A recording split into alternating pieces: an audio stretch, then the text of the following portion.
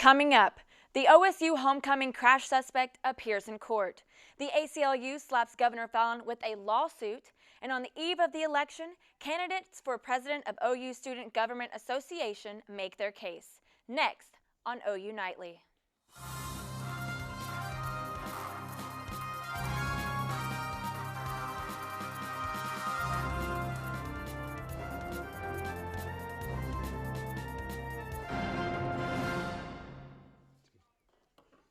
OU Student Government Association, SGA, is dedicated to improving the student experience. Yeah, SGA is comprised of an undergraduate student Congress and a graduate student Senate. And tomorrow it will begin a 2-day election process to select a president and a vice president. And tonight we have Vanessa Prado live in studio, joined by all 3 SGA presidential candidates. Vanessa? All right, Tyler, I'm here with Daniel Pay, Julia Depew, and Isaac Hill. Guys, we're going to jump right on in. Last election, the voting numbers were in the single digits. So we want to talk about today what you each plan on doing to really get students involved in SGA this year. We'll start with you, Daniel. Well, thank you, Vanessa, for having us on here today. Welcome. First of all, Michael and I are really passionate about SGA, but we think it can be even better. And so we put forth a platform that addresses 7 important issues. It can be divided up into 3 areas. One area focusing on the big issues, debt week, parking. Another area focusing on the long-term investments for OU, advocacy, community service, and sustainability. And then finally, we want to engage with the student body, and we put forth ideas of communication and inclusivity. And one example is working with OU Nightly and having like these video segments where we can interview us, and we can communicate about SGA and what we're doing. And we think that by actively communicating with the students and actively engaging with them, we can make a truly meaningful difference in the lives of them. Great. And Julia? In order just to get people more involved, and we just want to be more transparent, be out there more, let them know who we are, what we're about, what SGA does for them, how we use their money, do town halls. As far as voting, we've just been really trying to get out there, speak with the students, let them know what we're about, just telling them who we are, what they do for them. All right, Isaac. Okay. And me and Leah, we plan to really reach out and kind of meet all different kind of organizations across campus and make sure everyone not only feels that they have a voice, but knows that they have a voice, and that SGA impacts them, and they should know it, and they should be involved in it. And very briefly, 2 of the most pressing issues on campus recently has been racial diversity as well as LGBTQ awareness. So if I can start now with Isaac, can you tell me kind of what you want to do as president to really make everyone feel heard? Yes. Luckily, I've worked and experienced when I passed when I was president of Black Student Association, so I kind of know and have a feeling for how it feels to be underrepresented. And one thing we realize is that we need more collaboration with each other, not just like we're throwing this event, you come to it, and we be there, and just no actual bonds are made. But we're talking about making collaborative, so actual real physical relationships are formed, and that they have connections across campus that aren't just like, well, we planned this, you can come to it, but we plan this together, and we can all come to it. Okay, just briefly, Julia. Yes, well, I think when it comes to diversity, like we should be asking them what they want to do for the university and not the university telling them how they can be involved with us. So really just asking them how they want to represent themselves on campus and being more proactive instead of reactive to some of the things that have happened on this campus. Okay. And just to wrap it up, Dan. Vanessa, we have campaigned as we was here. We've been to the Pride, to PLC, we've been to multicultural groups. I went to 4 last night. We've been to all sorts of fraternities and sororities. We have listened to what the students want from us, and we are planning on not just stopping out the campaigns. If we're elected, we could plan on continuing to go to student organizations and meeting with them and listening to them. And we want to have a candidate that is representative of the student body. We don't want to just pick our friends or pick people on a campaign team. We want to have a very inclusive, very thorough vetting process if we're elected. And so a cabinet, and we have a great team that's reflective of the passion and the high quality students out there. All right, well, I want to thank all 3 of you for joining me today. Isaac, Julia, and Daniel will face off tonight at the SGA presidential debate. If you want to attend, it begins at 6 in the Meacham Auditorium at the Student Union. And just remember, voting will be held tomorrow and Wednesday at elections.ou.edu. You can also vote in the Rock Garden, at the Union, and the Bookmark from 9 a.m. to 9 p.m. Back to you guys.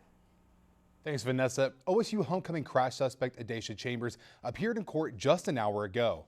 Chambers is being held on a $1 million bond, facing 4 charges of second-degree murder and 46 counts of assault. The judge assigned to the case, Catherine Thomas, recused herself because she knows one of the victims. Judge Louis Duell was appointed in her place and has put a gag order on the case. Chambers has been ordered to undergo a state psych evaluation. The evaluation results should take about a month to receive. And after 18 months of waiting for open record requests, the American Civil Liberties Union is filing a lawsuit against Governor Mary Fallon's office. Another organization, A Perfect Cause, has joined the ACLU action. The organizations seeking the government records are looking into the Fallon administration's response to the rise of abuse in Oklahoma's nursing homes. You know, actually, it's been pretty chilly outside over this last weekend. It definitely has, but with a little bit of that sunshine, it's kind of heat up a little bit throughout the week. I completely agree. What can we expect, Joe, for the rest of the week? Yeah, guys, that's right. As we take a look, though, at our temperatures this morning, it got pretty cold out there. There was a frost out in northwestern portions of the state. In Woodward, eating it up there, 33 degrees, 32.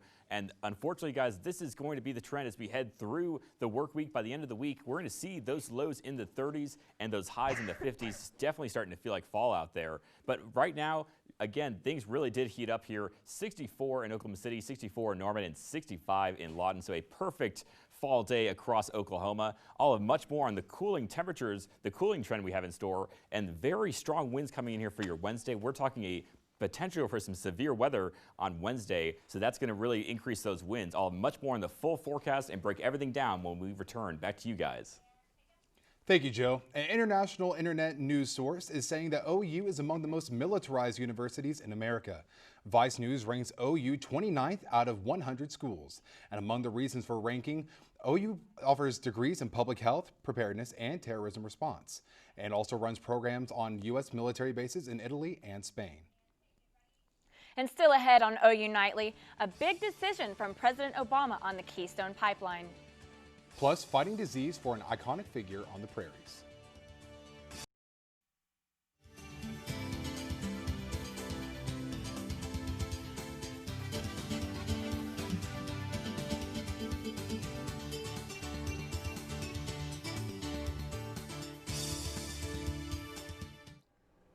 Welcome back to OU Nightly. I'm Stratton with news from around the nation and the world. The University of Missouri's President Tim Wolf stepped down today due to complaints of his indifference to racial tensions. Students demanded for months that he resign. Finally, 2 days ago, at least 30 football players announced they would not play until he was gone. In his resignation speech, Wolf urged the school to heal and start making necessary changes. And the CEO of SeaWorld announced today that Orca shows in San Diego will end by 2017. Joel Manby cited customer feedback as the reason for the park's cessation of shows. He said that SeaWorld will focus more on the animals' natural setting and behaviors in the future. And today, Catalonia made it official. They want out of Spain by 2017. The Catalonian parliament approved a plan for a roadmap toward independence from Spain, in defiance of the central government. Spain says the vote is illegal and will be challenged in the courts. That's what's happening around the world. Now back to the OU Nightly News Desk. Thanks, Allie. A Durant High School student is in custody after he allegedly threatened to shoot dozens of students and staff. Police say the student posted online he would shoot at least 26 people at the school. After law enforcement contacted the boy, he was taken into custody by the Department of Mental Health. And now Jennifer Sellish is here with today's Earth Report. And Jennifer, I hear President Obama's made a pretty big decision. That's right, Tyler. President Obama rejected the application for the completion of the Keystone Oil Pipeline. After 7 years of debate, environmentalists are praising the president's decision, claiming the project would contribute to carbon dioxide emissions. Obama said the project would not have benefited the American people. The pipeline would have carried crude oil from Canada to the Texas Gulf Coast. The decision comes just days after TransCanada foresaw rejection and asked Obama to delay consideration until the next president takes office in 2017. The largest protected tallgrass preserve in the world is located right here in Oklahoma. The 40,000-acre area will now be named to honor the man credited with its creation. The land just north of Pawhuska is now the Joseph H. Williams Tallgrass Prairie Preserve. Leaders said Williams helped obtain the $15 million needed to buy the land 26 years ago. The area is used as refuge for wildlife like deer, bobcats, and nearly 3,000 bison. And protecting the bison is a priority here in Oklahoma and elsewhere in North America. In Colorado, a deadly disease is threatening the population, and researchers are using new technology to fight it. Standing 6 feet tall and weighing more than 1,000 pounds, the bison appears indestructible. As a symbol of prairie land and a sacred animal to Native American tribes, the bison holds a special place in the heart of many Oklahomans. Just 100 years ago, greedy hunters and the government nearly pushed the American bison to extinction, leaving only a few hundred of the animals in the U.S. Today, efforts to restore the bison population have increased that number to 350,000. But the disease brucellosis is spreading through the species.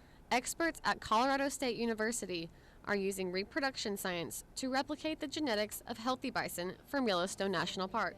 And last week, 10 bison with complete Yellowstone heirloom genetics were released into a Colorado prairie. It's a bit indescribable, just the feeling you get from seeing the excitement of the animals and the way they ran out of the gate and then just took off running across the prairie. About 350 community members gathered to watch the event, complete with Native American prayer and song.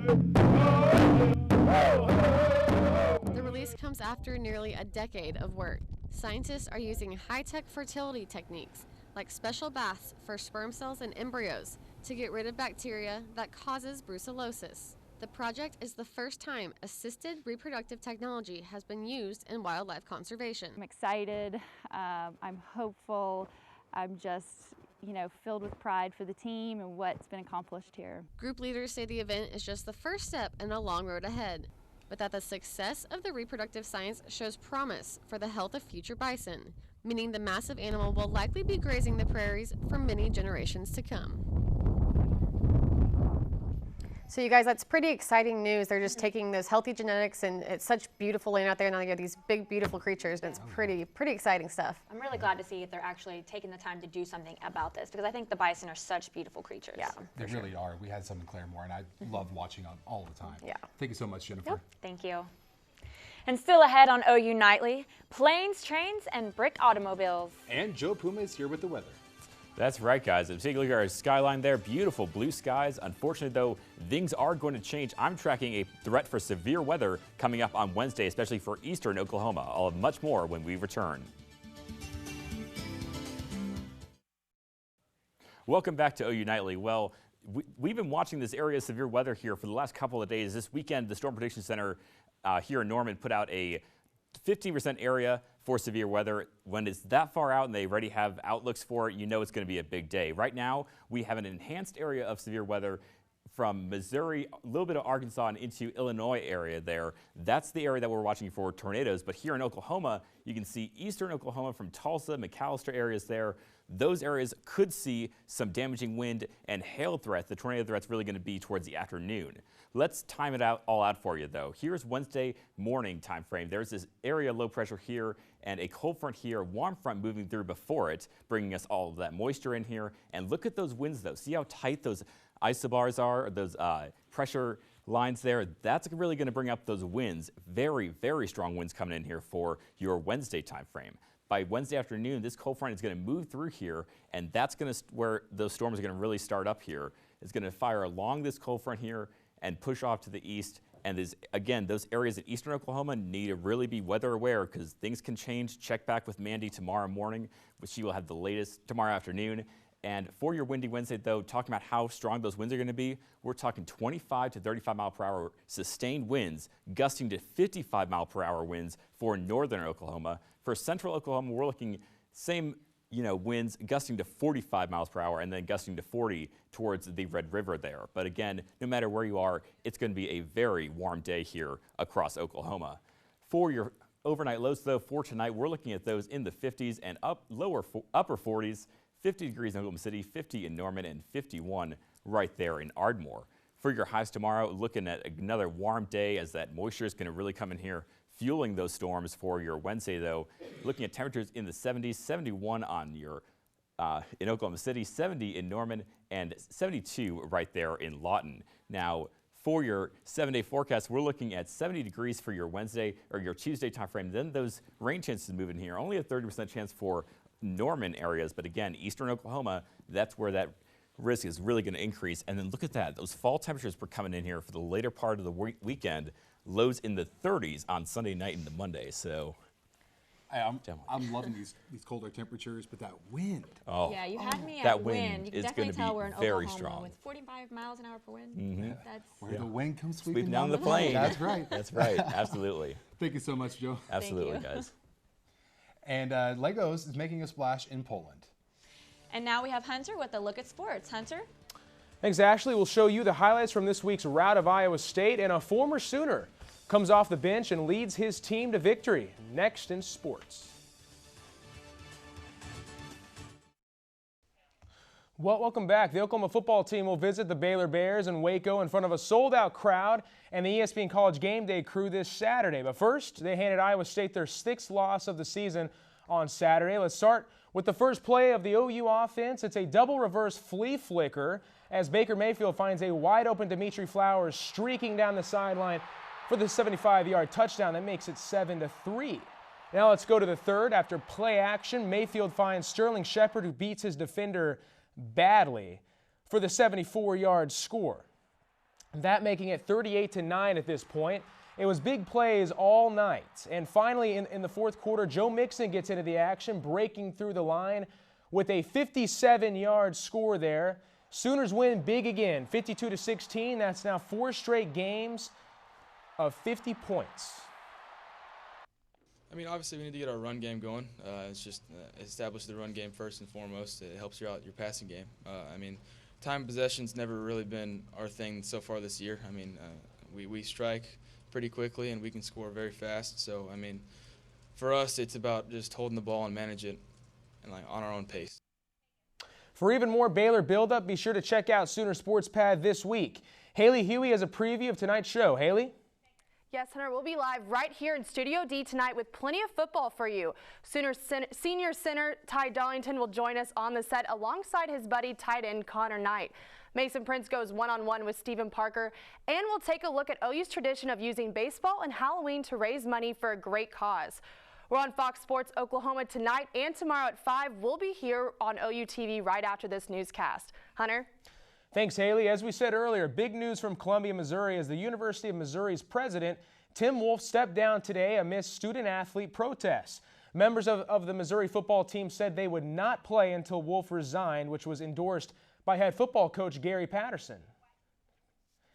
Basketball season has officially started as the men took on Washburn at the Lloyd Noble Center. We'll start off with Jordan Woodard with a three-pointer.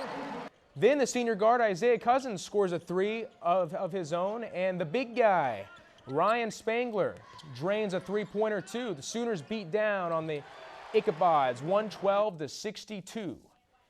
And the Cowboys hosted the Eagles last night in a desperate divisional matchup. We'll start in the fourth quarter when Matt Castle throwing right to Jordan Hicks, taking the interception 67 yards to the house. But Castle comes back on the next drive, scrambling around and trying to find an open man. Throws it in the end zone, up for grabs, and Des Bryant leaps over everyone and ties the game right there with that 18-yard score. The game would go to overtime. And on first down, Sam Bradford finds Jordan Matthews over the middle for the 41-yard touchdown strike, and that would be the game. Philly gets their revenge and beats Dallas 33-27. And after Pittsburgh quarterback Ben Roethlisberger goes down again, former Sooner Landry Jones comes in to save the game, finding Antonio Brown with a 57-yard pitch and catch, setting up Chris Boswell with this 35-yard game-winning field goal right here through the uprights. Steelers beat the Raiders 38-35. So, guys, a lot of former OU players making some big impact in the NFL. It's great to see that. But also, I think you said earlier Gary Patterson. I think you meant Gary Pinkel. That's what I meant. Yeah. Right. Sorry, guys. Just wanted to clear that up. Thank you fine. so much, Hunter. Thanks, Hunter. And straight ahead on OU Nightly.